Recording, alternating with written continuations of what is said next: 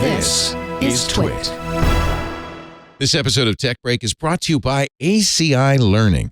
The most tech-savvy people in the world serve in the military, and deciding how to transition to civilian life can be difficult.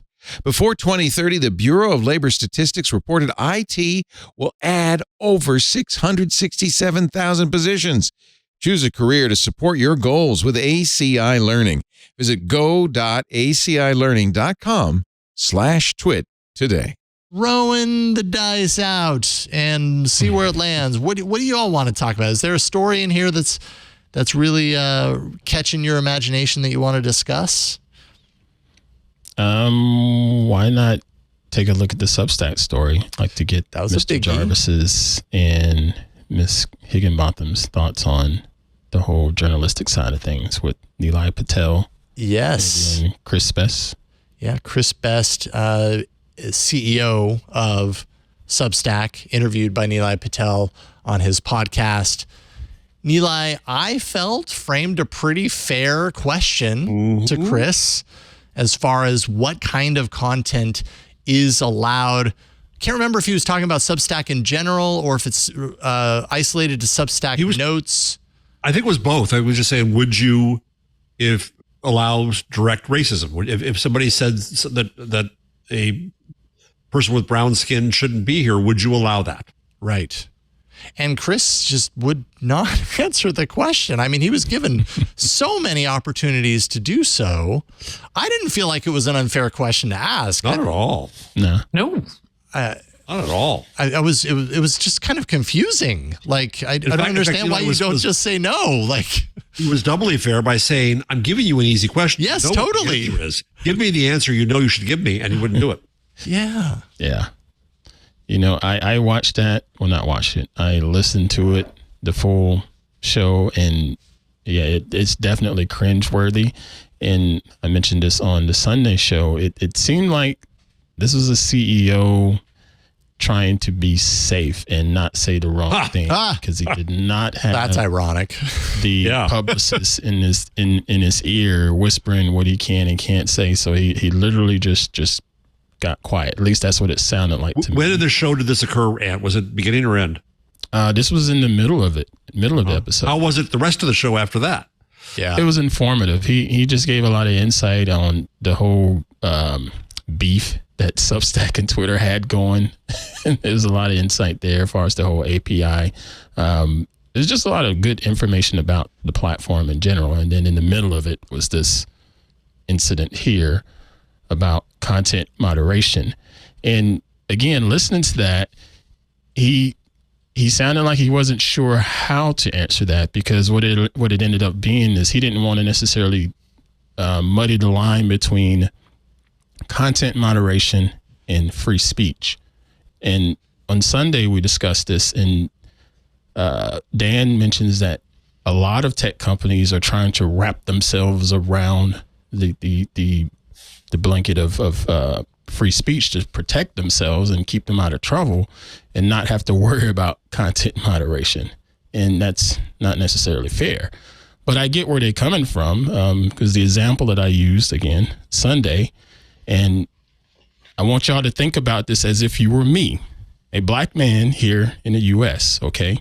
And here in my neighborhood, this house is the only family of black people in this whole neighborhood. We stand out. I mean, there was even an instance where a man at a game says, "Oh, you're the black family over there in the neighborhood," you know? So, and he didn't mean it maliciously. It's just, it was a fact. Yeah. But let's say I'm walking the neighborhood, minding my own business, and someone across the street or what have you says something to me out of the way. That person, I could look at him and say, you know what, that person is racist. Or I can look at him and say that person is a jackass. And a lot of times they're just jackasses out there. They're not always racist. And I think that's the line that the CEO was struggling with right there, because I can't sit here and say he is for these racist comments being on their platform, but at the same time, as a business, he doesn't necessarily want to cut out free speech and get it mixed up with moderation some kind of way. thought. As a business, he doesn't have any obligations to free speech. Right. And I would also argue that it is better business to say, there are certain things we won't allow on the platform. Yeah. And I mean, anybody who, anyway. No, go ahead. Go ahead. Go ahead. You can't be a platform and have free speech in a world of, I don't think we're supposed to say the word that you said, jerks, because they're jerks, and jerks, their MO is to push and to to try to inflame. And so it's, again, I think, did Nilay use the shopping mall? Someone used the shopping mall analogy, but I think of, again, the dinner party. You're inviting people over, and if someone doesn't behave in a way that's great, you don't let them stay, or you ask them to leave. Right. And if you don't like my dinner party because you're like a big fan of Nazi Germany and love, hating on brown people, then, that's okay by me. I'm okay with that. Yeah. And I heard this whole free speech phrase been thrown out, a lot over the last couple of years, be it because of the stuff that has happened on Twitter, be it, what's that other one? Parler and Truth Social, and everybody there fusses. Well, not everybody, but a lot of people always talk about, this is where I can have free speech. This is where I can have free speech. But then where's the line you're drawing? Because are you just flat out racist? Or are you just a jerk, Well, this is the whole cancel culture thing too, right? Well, free speech has been weaponized. Exactly. Yes. Is it Parler or is it Parlay? I always thought it was Parler. It's ER. I don't know if it's necessarily French. Like, I can't imagine those folks using the French pronunciation. Well, it's parlay is to speak. So I just yeah, but that's in Le Francais, right? You're right. No, you're right. My brain. I have a hunch that that crew to put that together and not necessarily leaning on the French terminology. Yeah, this is the crowd that accuses them of being, surrender cheese monkeys. Yeah, no, they're not. There you go. Yeah, no. Cheese monkeys. Remember that? Yep. I do not. Yeah. Anyway, I think much credit to Nilay. I think it was a good journalistic effort. He was blunt. He was direct. He had the right question. Yep. Didn't let him off the hook. He gave him a chance, and Best showed himself and his company for what they are. Well, before this was there what's the word I'm looking for? Was Substack seen as a not quite so pure? I don't know how to phrase this. Well, yeah, was this a first tarnishing of Substack? It gave a lot of money to and promoted the Barry Weisses of the world, the people who send the letters and say, I have my free speech to say anything I want to say. Yeah. And not quite Joe Rogan, but it tickles the Joe Rogan toes there. Okay. And so again, you just made a delineation right there. Yes, I did. I did. There, and I think that's what he, as the CEO, was trying to battle with. This is all right. There's that line. Let me make sure I'm just right there below. Fella, you can't, as Nilay showed him, you can't. You can't. Yeah, I don't know, because I think you end up, I mean, my view on that interview is he does more damage by not making making the stand on something like on an example that was so obviously easy to say heck no to, like, unless you are a platform that welcomes that sort of thing, and there are platforms that exist that are open to that sort of thing, and right, and so then if you actually aren't, then why don't you say that you aren't? It just it baffled my mind, because I guess I haven't thought of Substack in those terms. Worse than Elon Musk. Elon Musk is just as bad, if not worse. But it shows you where they are, and it again tells us why we don't want to be in a position where that's controlled. And what I love about the Fediverse is that Truth Social's over there in the swamp, but it can be ignored. We can choose to ignore it.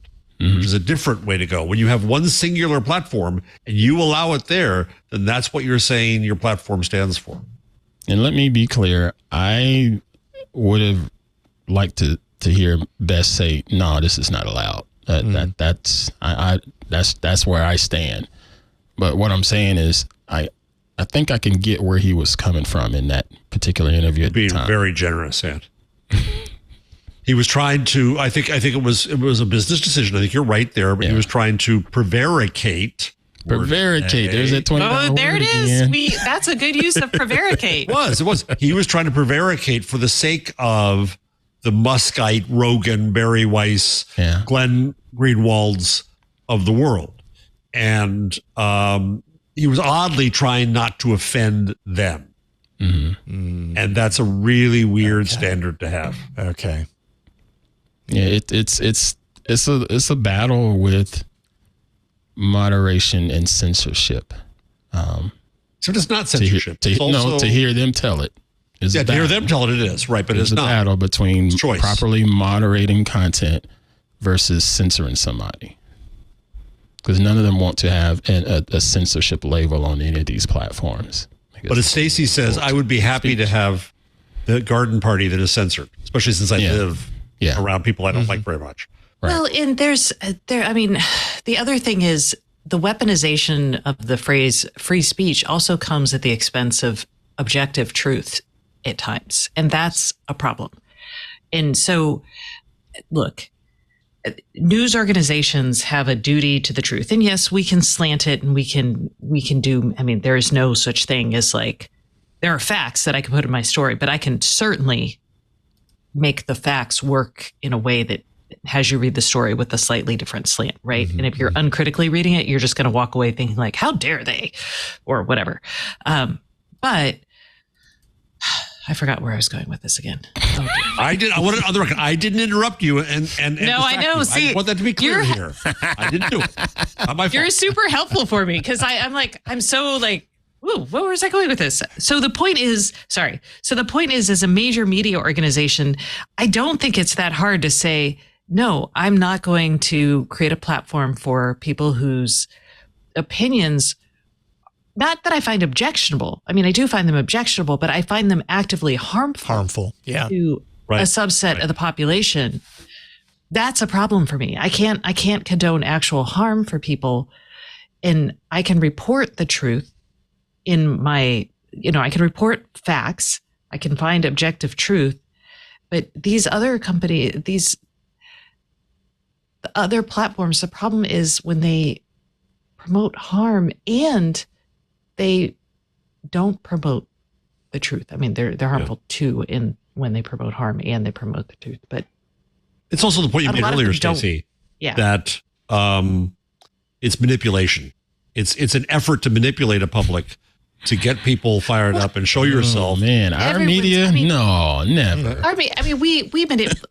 I don't mean to manipulate people, and I'll state my bias right up front. I am pro-consumer in all of my dealings, right? So if I see a company that is charging too much money for something or saying, I can't deliver broadband at this rate because it would be prohibitively expensive for my business, I'm going to be no, here's how it could be done, or I think this is dodgy. And I will say my opinion, but I'm also very upfront about what my opinion is.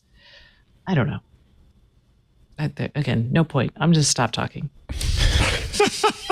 I love it when you speak. Yes.